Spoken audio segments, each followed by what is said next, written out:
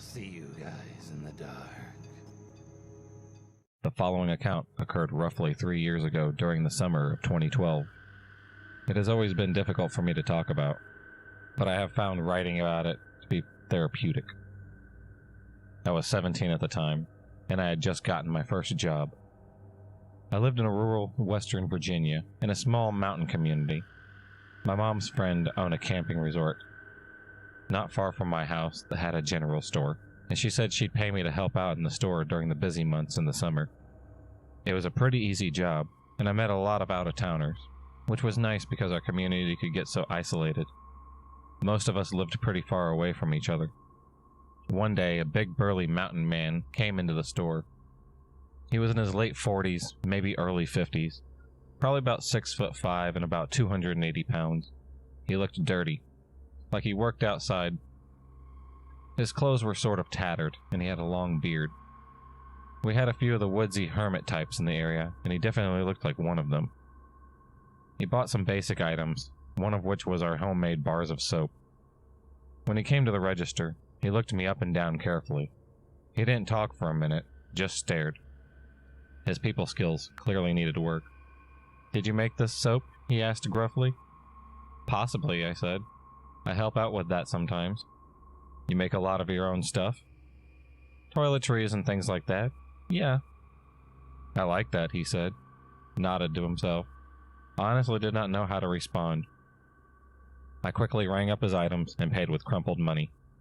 Right before he left, he asked, "You cook too?" "Sometimes," I replied. "Bet the boys around here are itching to marry you," he said as he smiled to himself. I said nothing. I was puzzled to what I said that stood out as wife material. I told Krista, my friend's mom, about the bizarre encounter, and she laughed it off. So did my family and friends. But then Mountain Man started turning up more often. We chatted a little bit here and there, and I found out he had a cabin in the woods. He claimed he built it.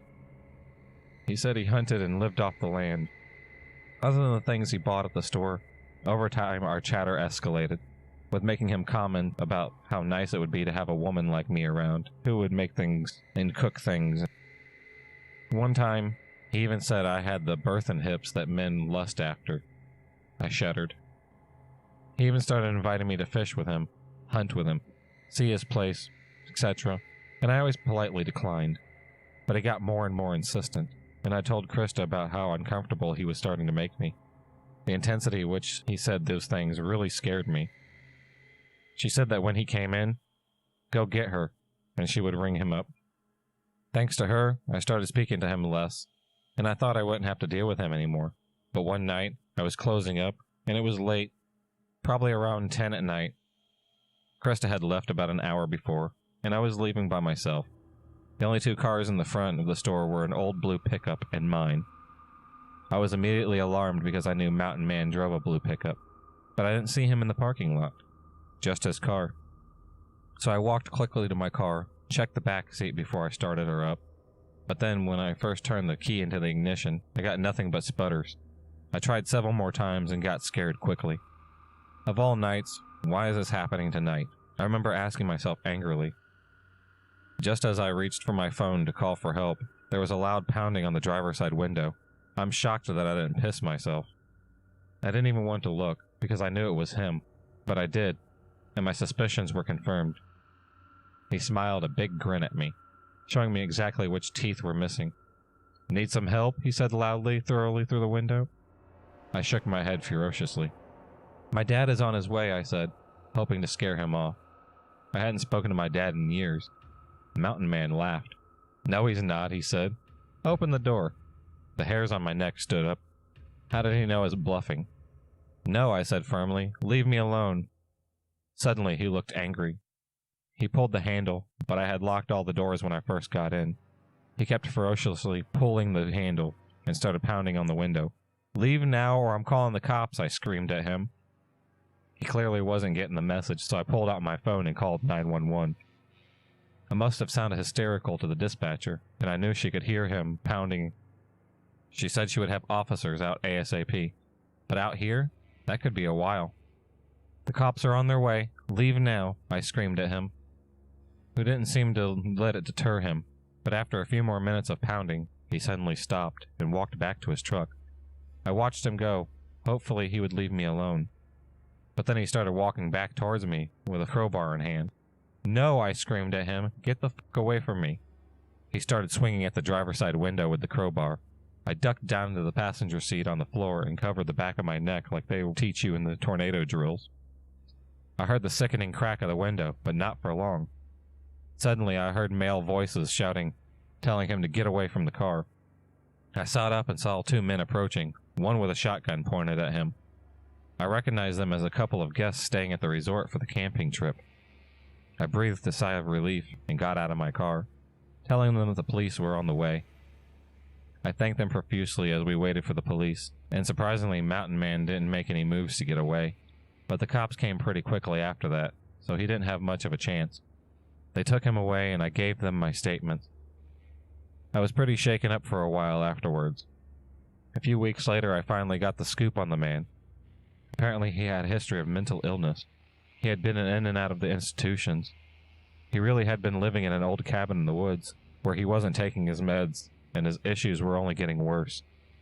My cousin Luke is a cop, and later on told me some more about the case, that he had heard about through some of the other officers. The police did a search on the cabin after the incident, to see if there was anything that might be of interest to them. They found a journal that Mountain Man kept. Apparently, in it he said he was lonely and wanted a wife. He mentioned me by name a lot, and Luke said that there was a lot of lewd things in there about me that he didn't want to share, but tried to put it simply by saying that Mountain Man had a detailed plan to abduct me. Started with sabotaging my car engine to get me into a vulnerable position. When Luke said that, I nearly burst into tears, thinking about how horrible that night could have gone if those two hadn't come along. Thankfully, he has just been put back in the Estate Institute. With any luck, he'll stay there for good. Mountain Man, let's never meet again. This happened 10 plus years ago, so I'm rephrasing for all these parties. Not the creepiest story, but unsettling to say the least. My dad and I were hiking on this mountain trail that was super steep and treacherous. No exaggeration, at some points, I was worried I'd fall to my death over the edge if I took a wrong step. It wasn't a long hike, but super challenging. Eventually we made it to the top. We had brought food with us, so we sat down and started snacking. Maybe 10 minutes later, this guy comes out of the bush. A lone bush. He literally came out of the bush. It was so obvious he was hiding there. Let me just say, and I'm not trying to sound rude, but this guy was huge. An unhealthy large man. My first thought was, how did this guy make it up here? Again, I'm not trying to be rude. I was genuinely curious as to how he made it up there. I was out of breath, and so was my dad. The guy was not out of breath. The interaction went like this. "Hey, can I sit with you guys?" Before we could answer, he sat down on this rock next to us and started talking to us. He was asking the most cliche, creepy questions like, "Where do you guys live? How old are you? Are you married? You're so pretty."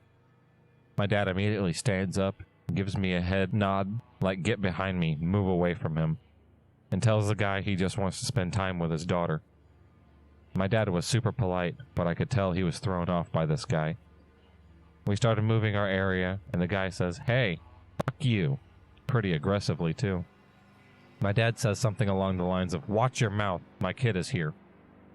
We did have a rifle on us, and didn't seem to register to the guy. He definitely saw it though. It was on my dad's back. The guy just sat there on the rock. He would not go away. He was staring us down. In his defense, there wasn't really anywhere for him to go except back into the bush or down the mountain. He kept staring. He gave me the most uneasy feeling. This situation was classic scary movie stuff. But my first thought was he was mentally disabled in some way or mentally disturbed and probably harmless. But after we moved, he started threatening us with stuff like, "I'll kick your ass. You can't talk to me like that." That's when alarms started to really go off. The situation started to escalate pretty quickly after the threats. So my dad takes the rifle off his back and whispers to me to stand up and start walking down the mountain. He'll be right behind me. This next part is all from hearing movement, footsteps, because I was following my dad's orders and walking back down the mountain. But I could hear the guy starting after my dad and asking why we were leaving. My dad turns around and screams at him to back off. I could hear the click from the safety and thought it was serious. After that, the guy finally backed off. My dad caught up to me and told me everything was fine, and just to keep walking. We made it back to the car, locked the doors, and drove out of there so fast. To this day, I don't know how he got there. People hunt on other parts of the mountain and hike there during the appropriate seasons. You legally cannot live on that mountain. There's nowhere to put a house. How long he'd been up there, and what in the world were his intentions? I'm just glad he had the rifle. That guy was a bear. This happened about 4 years ago. Some backstory. I'm from Australia and lived there during this event. At the time, my girlfriend lived in another country, but was visiting me over Christmas break. I lived in a big city, which if you drove about an hour in any direction, would either lead to another city or beautiful nature. My friends and I decided to take my girlfriend at the time to see some of this beautiful nature, and decided on a natural park, about an hour and a half from where we lived. This place is definitely no sort of secret location. It's a very well known, but there are tons of different areas to it, all with different rural and windy roads, taking you to the various areas of the park. We'd gone in 2 different cars. We finished out the day of hiking and were heading home, down one of the less common roads. I remember seeing this really beat-up old 70s sedan, with a wild-looking dude in the driver's seat, pass by us in the other direction. This wasn't uncommon, as there was a lot of smaller, less economical sound towns spattered around the area, but for some reason him and his car stood out, and my girlfriend noticed it as well. About 200 meters further down the road, the very windy road, was a pull-off area. There was a camper van belonging to a company that mostly rented out colorful vans to backpackers parked there with a woman standing in front of it. As soon as she sees us, she jumps out on the road and flags us down. Now, I've read enough of these subs to know pulling in on a quiet road may not be the safest idea. But back then, I hadn't, and my friends were in the car directly behind us. Luckily, she wasn't the person I didn't want to meet. She was quite obviously upset and scared when we pulled in. I told my girlfriend to wait in the car, and I got out to speak to her. She was almost in tears. I can't remember where she was from, but it was a Central European country from memory, touring around with her 4 or 5-year-old daughter. She told me her van had broken down, and she pulled off there and called the company assistant and was waiting for help. By this time, my friends had pulled in behind us, and a couple of them had come over to see what was up. Apparently, a scary man had driven past her a few times already. First time pulling over to offer to take her and her daughter to the nearest town for help. She'd thank him and said no, and that she was waiting for the assistant vehicle. He left, but then kept driving past every 10 to 15 minutes in the opposite direction, slowing down and looking at them, then driving off. She begged us to stay with her while she was waiting for the assistant vehicle, because this guy terrified her and her daughter. I agreed. My friends, being the awesome people they are, decided me and my girlfriend were enough, and they ditched us. Thanks, guys. We stayed with the woman for a little while before the car my girlfriend and I had seen earlier drove past, kind of slow, jumping, coming the opposite way. We'd seen him the first time. As soon as he'd driven around the bend, the lady told us that that was the scary man that she'd been seeing before. This got my girlfriend, and I took her much more seriously after the feeling we got from the guy just seeing him on the road. A few minutes later, he came back from the other direction and pulled into the parking area. Some more context. I'm not an intimidating man. I'm tall, but I have almost zero muscle and fairly soft features, so there's not at all intimidating to me. A terrified foreign woman, her tiny daughter, my girlfriend, all parked off a quiet road in a rural location with not so nice looking dude pulling in to where we were. Great. He gets out and is redneck and definitely not friendly looking. No judgment on the redneck part. I come from a poorer country town north of our city, and those are my people. But hopefully that sets a picture. He strolls over to us. At this point, I walk towards him to put myself between the girls and him. He looks at the girls and then me, and then asks if he can help.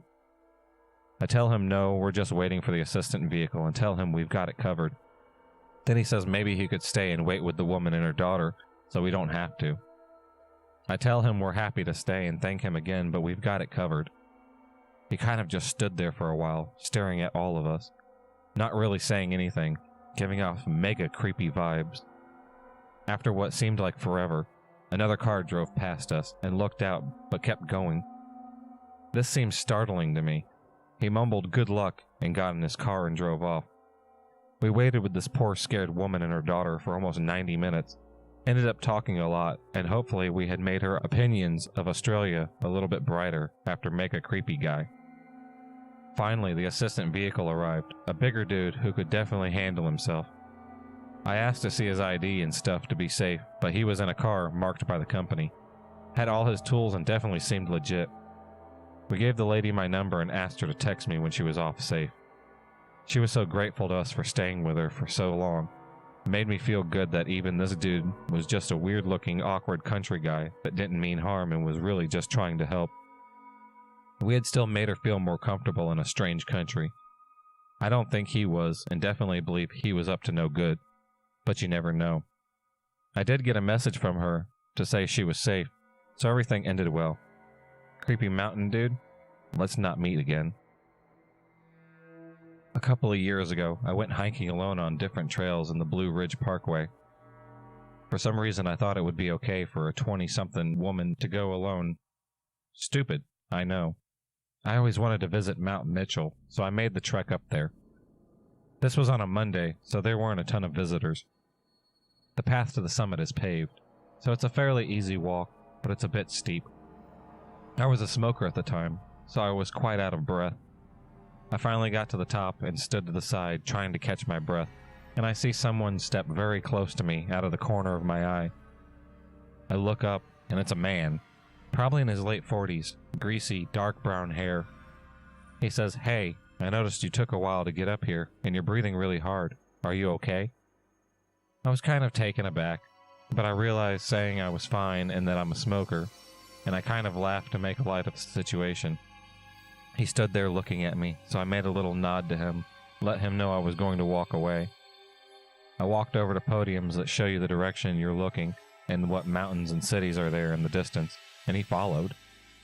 He started talking out of nowhere about he had recently been divorced and was part of a men's group that traveled around the country to lots of famous tourist spots. He asked where I was from, and I told him. He proceeded to tell me really intimate details of why he got divorced. He told me how he suspected his wife was cheating on him, so he hid in the closet one night and caught her and a coworker in bed. He grumbled. They both paid dearly for that night. I tried to make it visibly obvious I was uncomfortable, but he kept talking and asking me questions without pausing to let me answer. I came to the conclusion that he was simply lonely and wanted someone to talk to. Then I realized there was no one with him this entire time, and I hadn't noticed any men's group. Maybe they split up and went their separate ways for a while. At any rate, I became increasingly nervous, so I let him know I was going to head back down to the gift shop. He followed me. There are a lot of trails that branch off from the main path to the summit, but I wasn't interested in going on any of these, since I still was out of breath. I wasn't walking with the man now, but he was following me. He called out to me loudly, "Hey!" I turned around, and he was grinning ear to ear. His hair somehow looked even greasier. He said, "Why don't you go walking on one of those trails? I could show you a really good time." I replied, "No thank you," sternly. I looked to my left, and there were two elderly women sitting on a bench. I realized they had been watching us. One of the women called to the man, "I think it's time the young lady got going now." I gave her a soft smile and nodded. I turned around and walked at a brisk pace down the path, passing the gift shop, going straight to my car. The man hadn't followed me. That was my last hike of the day, and I'm glad that nothing worse happened while I was alone. I definitely don't go out on outings like that by myself. So this happened about 2 years ago near Garden of the Gods in Colorado.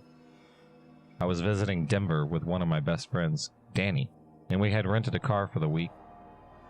We'd both been there a few times before, but always went north to check things out. This time, though, we decided to head south to Garden of the Gods. We explored the park for a little while, then decided to explore the area a little bit more. We came across this gravel road that would take us over a mountain pass into the north. Heading back towards Denver, I believe it took us through Waldo Canyon, where they'd had some wildfires go through years ago. Anyway, we'd been driving for a bit, stopping occasionally to take pictures. Didn't see any other people on our way up, and didn't have any cell service. Eventually we got to a higher area where the road leveled out, and we'd soon start our descent down the opposite side of the mountain. We'd been on this flat stretch for about 10 or 15 minutes.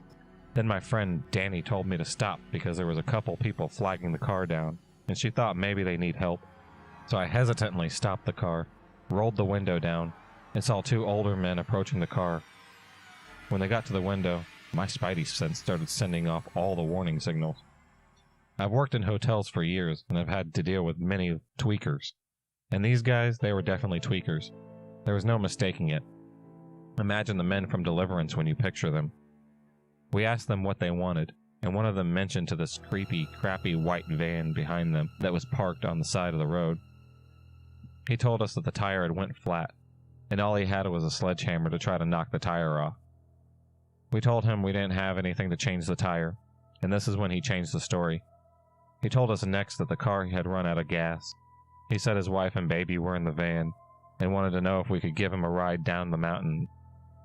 At this point, I'm praying Danny is picking up on the bullshit stories and doesn't say, well, give them a ride. But thank God she doesn't believe a word of it. She tells him we'll stop on the way down the mountain and get a ranger. All conversation is done at this point. I roll up my window and start hauling ass down the road. Danny tells me to go faster and don't stop for anything or anyone.